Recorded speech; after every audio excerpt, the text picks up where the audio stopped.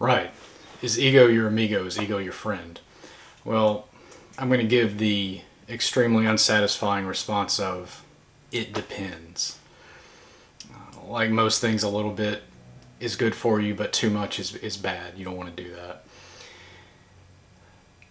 You'll get lots of people telling you to check your ego and that you should limit your ego, right? That it's absolutely a negative thing.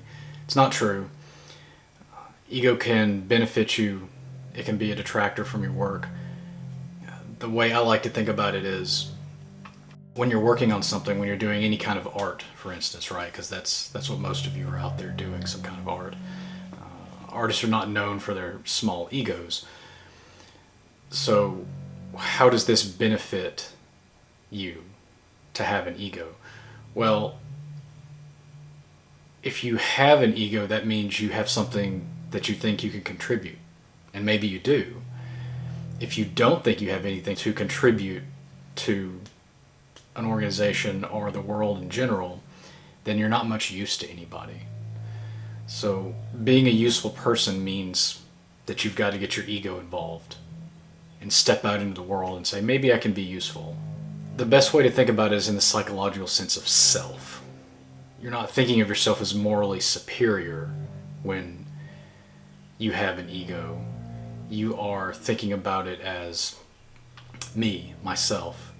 What is that contributing to the process? If I bring myself and my feelings, essentially, into the situations that make things better or worse.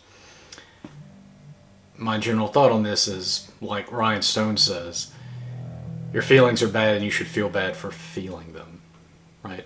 I'll put his info below. You guys should definitely go check out his work. You can remove yourself or your feelings from a situation, from work, from something that you're trying to do. And that gives you a more pure stab at the object, at the thing you're doing, right? You're not in the way of the process, right? Because that's what we want to avoid ultimately, is you getting in the way of your own efforts. And your ego can definitely do that. So there's two sides to it.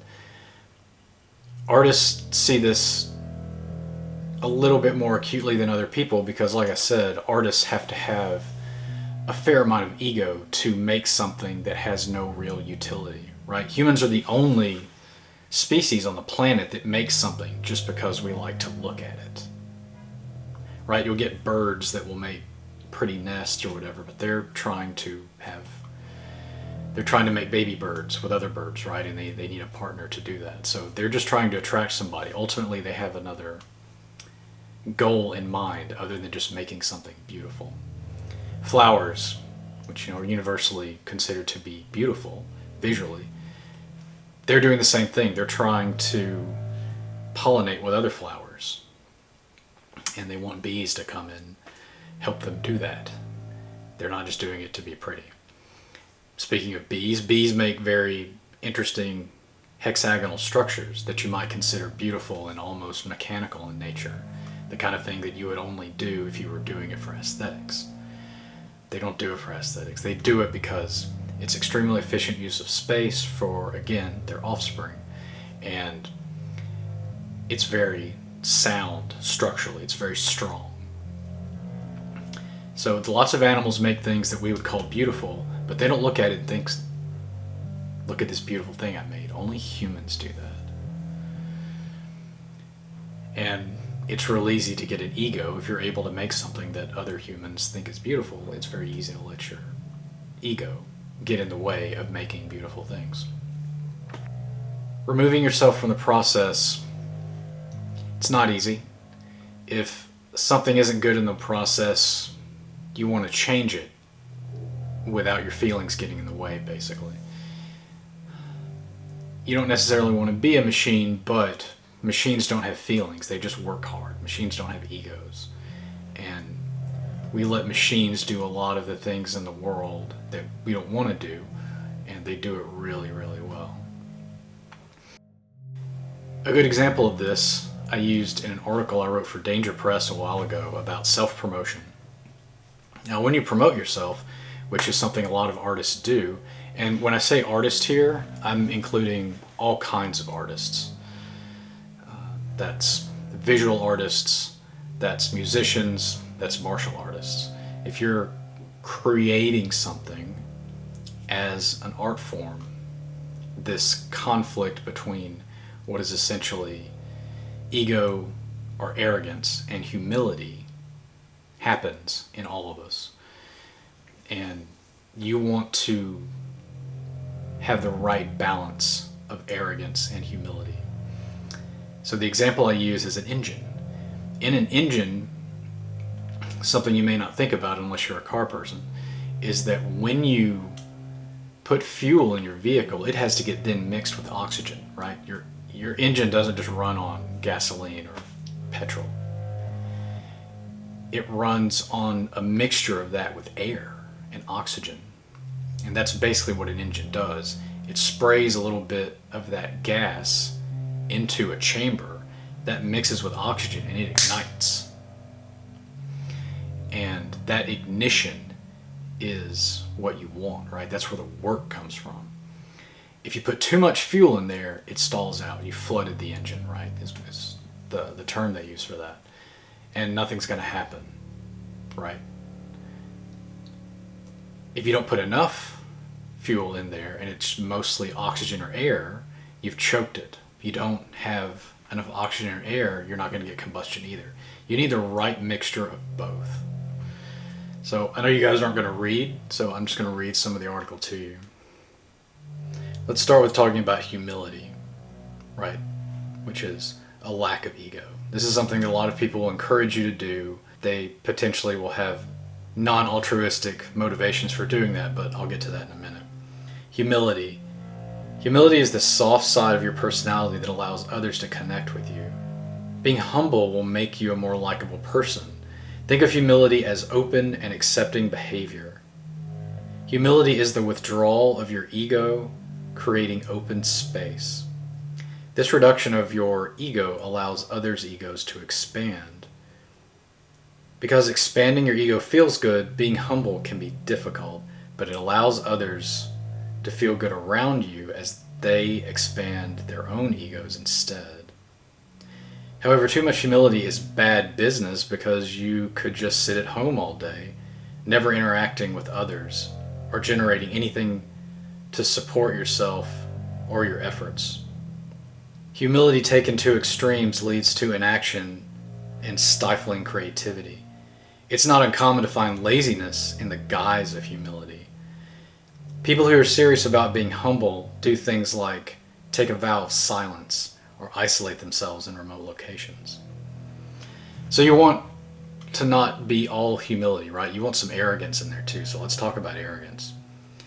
Arrogance is the hard side of your personality that allows you to make your way through the world. It is the expanding of your ego. Many successful people have large egos.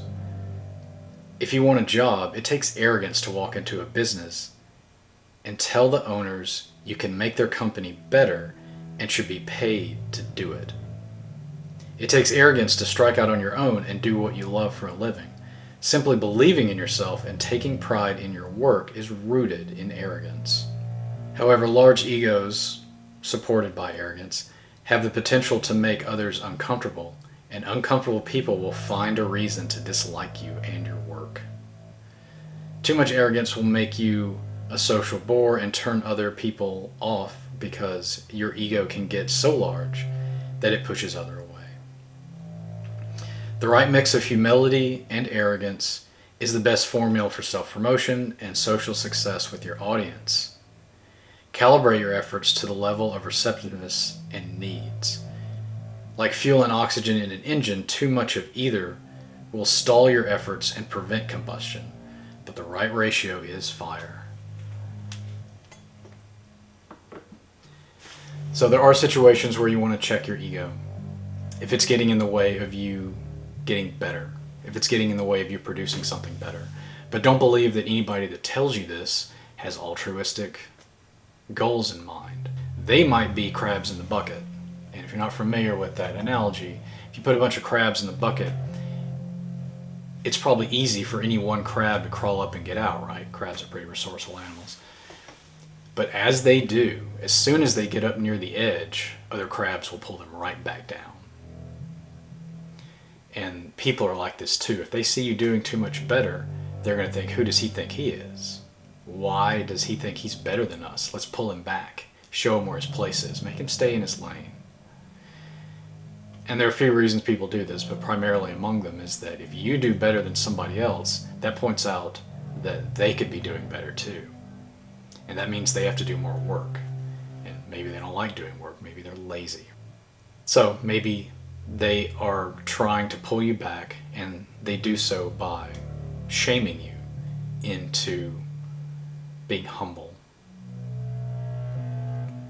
So watch out for that. In summary, you want to think of ego as something you want to have, right? You don't want to lose yourself, your sense of self, because ultimately when you do well in the world, you want to be able to contribute to your community, to the wider world of whatever art that it is you're doing. And very often that comes with style. It comes with this person approaches these things from a certain way. That's who they are.